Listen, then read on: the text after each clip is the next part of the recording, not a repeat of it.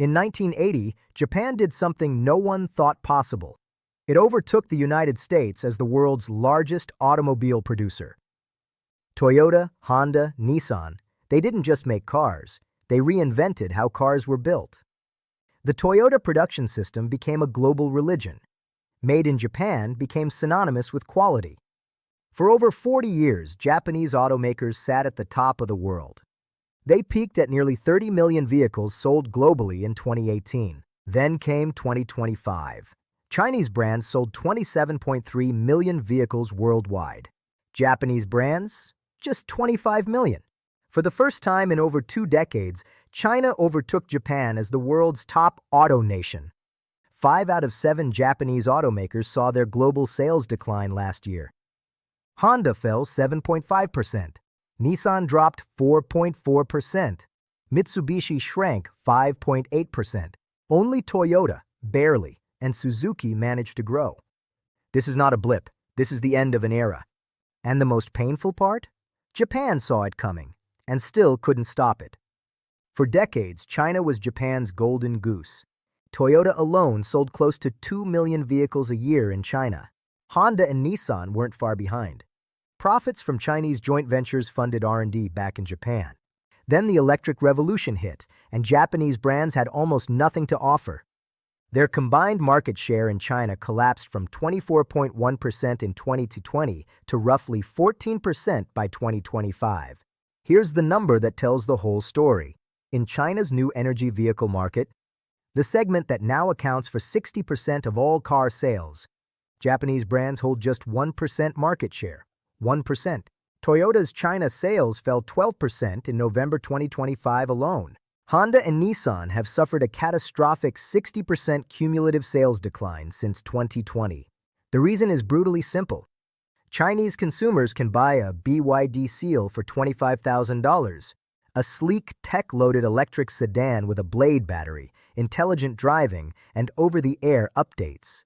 Japanese brands were still pushing Corollas and CR-Vs with combustion engines.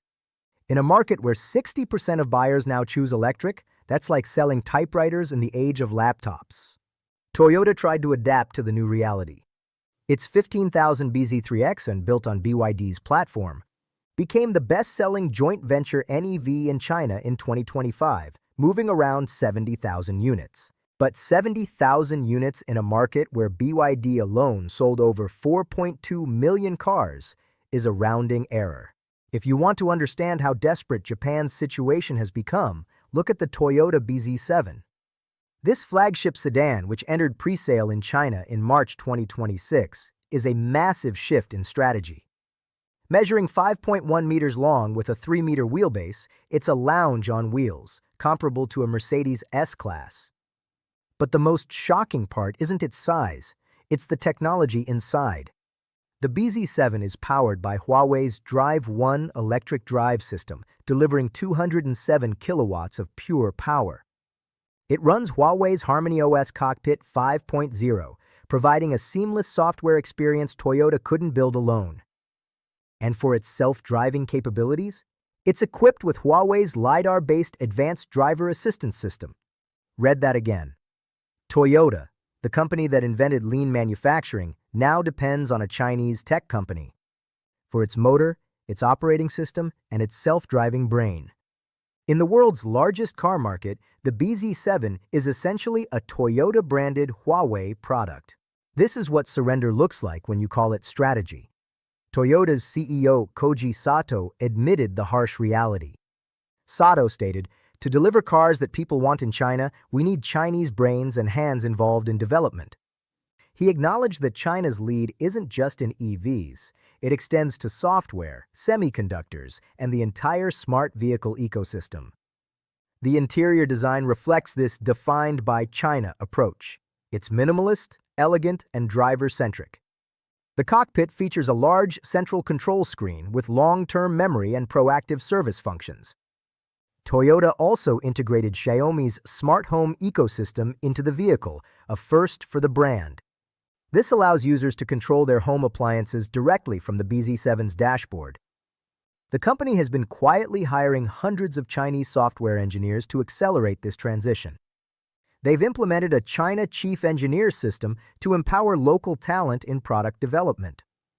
Underneath that sleek fastback design lies a battery from CATL, a lithium iron phosphate unit up to 88 kilowatt-hours. Higher trim models support 800-volt fast charging, adding significant range in just 10 minutes. The aerodynamics are tuned for efficiency, with hidden door handles and a coupe roofline achieving a 700-kilometer range. The exterior features the signature hammerhead shark visual effect and distinctive C-shaped LED lights. Inside, comfort is paramount. The front passenger seat even includes a zero-gravity function. The ADAS system, developed with Momenta, supports high-level assistance on both urban roads and highways. This level of integration with Chinese tech giants was once unthinkable for the Japanese giant. But in a market where tech savviness is the primary driver of sales, Toyota had no other choice. The BZ7 might sell well. It offers the reliable Toyota build quality with the cutting-edge tech Chinese buyers demand. However, every unit sold is a reminder of a changing global order. It's a reminder that Toyota, the world's sales leader, can no longer compete in China on its own technology. The BZ7 is a masterpiece of collaboration, but it's also a quiet admission of defeat in the software race. The single most devastating gap between Japan and China isn't battery chemistry or software, and the most critical factor in this competition is speed.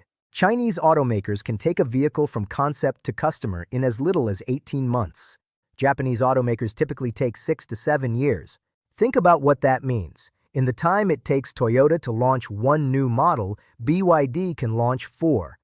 Each iteration incorporates the latest battery technology, the latest chips, the latest software. By the time a Japanese model reaches the showroom, the Chinese competition has already moved on to the next generation. This speed gap is structural, not accidental.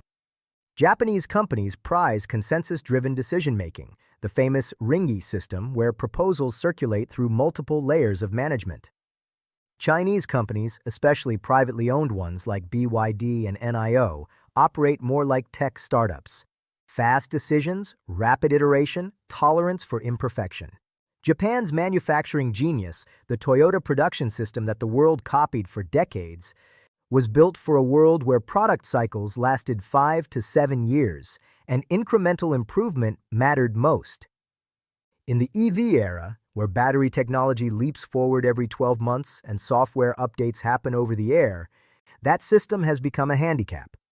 As one industry insider put it, Japan has never fought directly against Chinese technologies until now, and they were lucky for as long as that lasted. If China was Japan's golden goose, Southeast Asia was its fortress. As recently as 2019, Japanese brands commanded 96% of Indonesia's car market and over 80% in Thailand. Honda, Toyota, and Mitsubishi had factories, supply chains, and brand loyalty built over 40 years. That fortress is now under siege. In Thailand, Japanese automakers' combined market share fell to 69.8% in the first 10 months of 2025, down from over 80% just a few years earlier. In Indonesia, it dropped to 82.9%. In Singapore, Japanese brands went from over 50% to around 35%. Meanwhile, Chinese automakers doubled their Southeast Asian market share from 7% to 14% in a single year. Total Chinese brand sales across Thailand, Indonesia, Malaysia, and the Philippines surged 95% to over 377,000 units. BYD alone sold nearly 140,000 vehicles in the region, up 146%, making it the top Chinese brand in ASEAN. In Indonesia, BYD sales rocketed nearly fourfold. SAIC's MG brand sold 74,000 units. Chery tripled its regional presence. Here's what makes this existential for Japan. Southeast Asia isn't just a market, it's a manufacturing base. Over 2,700 Japanese parts suppliers operate in the region. When market share erodes, the entire supply chain ecosystem that Japan built over decades begins to unravel. Mitsubishi is the canary in the coal mine. Its operating profits have collapsed, and Southeast Asia, once its single most important market is being overrun by Chinese brands selling cheaper, more technologically advanced electric vehicles. By late 2024, the panic was real. Honda and Nissan announced a plan to merge by August 2026, which would have created the world's third-largest automaker, with Mitsubishi potentially joining. The logic was survival. Honda's China profits were collapsing. Nissan was in freefall, a 90% drop in operating profit, 9,000 job cuts announced. Together, they hope to pool R&D budgets, share EV platforms, and mount a credible challenge to BYD and Tesla. It lasted less than 2 months. In February 2025, the merger talks officially collapsed. The sticking point was pride as much as strategy. Honda wanted Nissan to become a subsidiary. Nissan, despite its dire financial position, refused. The BBC reported that the failure left both companies more exposed than before. Nissan, in particular, has no clear path forward. Its global sales fell 4.4% in 2025, and it is now effectively the weakest of the 3 major Japanese automakers, with no competitive EV platform of its own. The Honda-Nissan failure is a metaphor for Japan's broader problem. Everyone agrees the house is on fire, but no one can agree on how to escape. To understand how Japan fell so far behind, you need to understand the strategic bet that went wrong, and the man who made it. Akio Toyoda, grandson of Toyota's founder and the company's chairman, became one of the world's most prominent EV skeptics. He championed what Toyota called a multi-pathway approach, investing simultaneously in hybrids, hydrogen fuel cells, and battery EVs, rather than going all in on any single technology. The hydrogen bet was the costliest detour. Toyota poured billions into the Mirai fuel cell vehicle and hydrogen infrastructure. Global Mirai sales never exceeded a few thousand units per year. The infrastructure simply didn't materialize. Hydrogen stations remained scarce outside of small pockets in California and Japan. While Japan waited for hydrogen, the rest of the world built charging networks. The bet on hydrogen left them isolated. Meanwhile, hybrids became Toyota's comfort zone. They were profitable, reliable, and popular. In Japan's domestic market, where EV sales actually fell 7.7% in 2025, hybrids still dominate. In Japan, penetration sits at just 2% of total sales. For the domestic market, the urgency to switch simply wasn't there. But here's the trap. Hybrids sell well in markets that haven't yet electrified. In markets that have China, Europe, Southeast Asia, they're becoming obsolete. And those are the markets where the growth is. Japan is missing the most critical expansion phase in automotive history. When incoming CEO Koji Sato announced an EV-first mindset in 2023, it seemed like a pivot. But the reality was more complicated. But within months, Toyota cut its EV sales projections by nearly 40% and reverted to pushing hybrids. The transition proved harder than anticipated. Japan's domestic EV market tells the story. There are only about 30,000 public charging points, 55% of which are outdated. Apartment-dwelling consumers, a huge share of Japan's population, have no access to home charging. The physical infrastructure isn't ready. Japan built the world's best hybrid cars. But while it perfected the last generation of technology, China leapfrogged to the next one. The multi-pathway approach was meant to mitigate risk. Instead, it became a path to irrelevance in the world's most dynamic markets. From software-defined vehicles to battery chemistry, the lead is widening. The hybrid trap has closed, leaving Japan searching for an exit. The question now isn't if Japan will catch up, but if they can survive the transition at all. The window of opportunity is closing fast. Everything Japan has lost, market share, manufacturing speed, software expertise, comes down to one inconvenient truth. In the lithium-ion battery era, China won.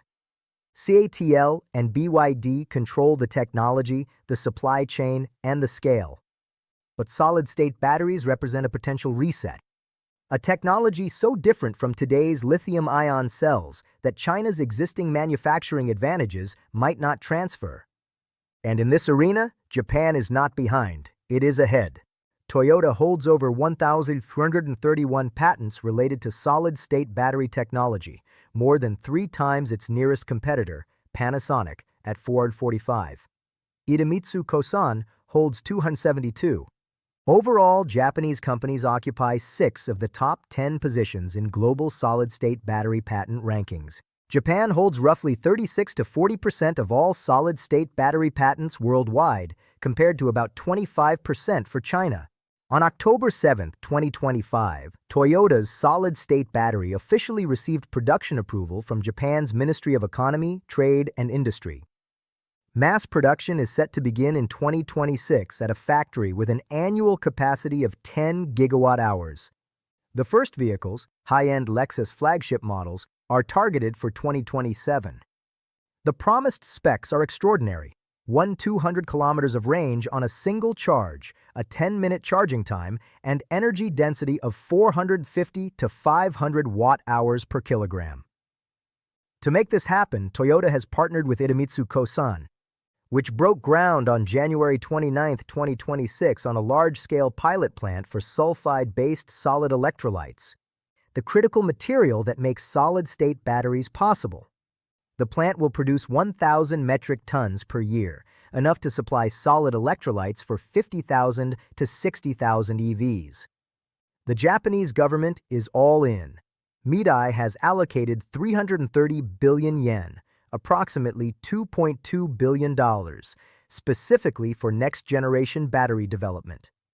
A separate $2.4 billion subsidy package backs 12 battery projects by Toyota, Nissan, and Panasonic, aiming to increase Japan's annual battery production capacity from 80 gigawatt-hours to 120 gigawatt-hours. Idemitsu's CEO put it plainly, "This will demonstrate to the world the high level of Japan's technological capabilities. Changing the future of cars also means changing the future of energy." This is what many are calling Japan's industrial moonshot. A bet that solid-state technology can do what lithium-ion couldn't, restore Japan to the top of the battery world. But here's the problem with moonshots. Your rivals can aim at the same moon. China's solid-state battery race entered the early production and pilot deployment phase in 2026, and the pace is alarming for Japan. CATL, the company that already controls 39% of the global lithium-ion battery market, is pursuing multiple solid-state pathways simultaneously. Its condensed-state battery, a hybrid solid-liquid design, has already achieved energy densities of around 500 watt-hours per kilogram and is in early production expansion. Its fully solid sulfide-based batteries target 450 to 500 dogback, with pilot production in 2026 and vehicle integration expected in 2027. BYD is developing sulfide-based solid-state batteries targeting approximately 400 BECs with an extraordinary 10,000 charge cycles. It's also building a 20 gigawatt-hour oxide-based battery production line in Chongqing. Chery has already demonstrated a solid-state battery EV capable of 965 kilometers in Arctic conditions in 2026. Geely and Chery have both confirmed vehicle demonstrations around 2027. China has also introduced the first national standard for solid-state EV batteries, clearing the path from lab to factory. The math is sobering. Toyota's 2027 timeline for solid-state Lexus models no longer represents a first-mover advantage. It represents a tie, at best, with CATL, BYD, Chery, and others all targeting the same window. And even if Japan's solid-state technology is marginally better, the lesson of Episode 2 still applies. China controls the supply chain. Where will the lithium come from? The cathode materials? The graphite? Japan remains dependent on China for roughly 60% of its rare earth imports. Patents alone do not mine lithium. It requires industrial scale. Factories are what actually move the needle in this global race. So where does Japan stand? Let's be honest about it. Japan lost the lithium-ion era, it lost the software era. It's losing Southeast Asia, its merger strategy failed. Its domestic EV market is one of the weakest in the developed world. What Japan still has, and it's not nothing, is the deepest solid-state battery patent portfolio on Earth, a government willing to spend billions to protect it, and a 30-year head start in sulfide electrolyte research. The bet is clear that solid-state batteries will be so transformative that today's lithium-ion supply chain advantages won't matter. That a 200-kilometer, 10-minute charging Lexus in 2027 will announce Japan's return. But the risk is equally clear. China has the money, the talent, the manufacturing speed, and the supply chain to match Japan on solid state within months of any breakthrough. And unlike Japan, China has the entire existing battery ecosystem to fall back on if solid state takes longer than expected. Japan is playing its last card. If it works, the Auto King gets its crown back. If it doesn't, the crown stays in China, possibly forever. In episode 4, we turn to Europe. Germany's big three, Volkswagen, BMW, Mercedes-Benz, have seen their profits collapse by 76%. They're fighting back with tariffs, Chinese partnerships, and a product blitz. But is it too late? Subscribe and hit the bell, because this story is far from over.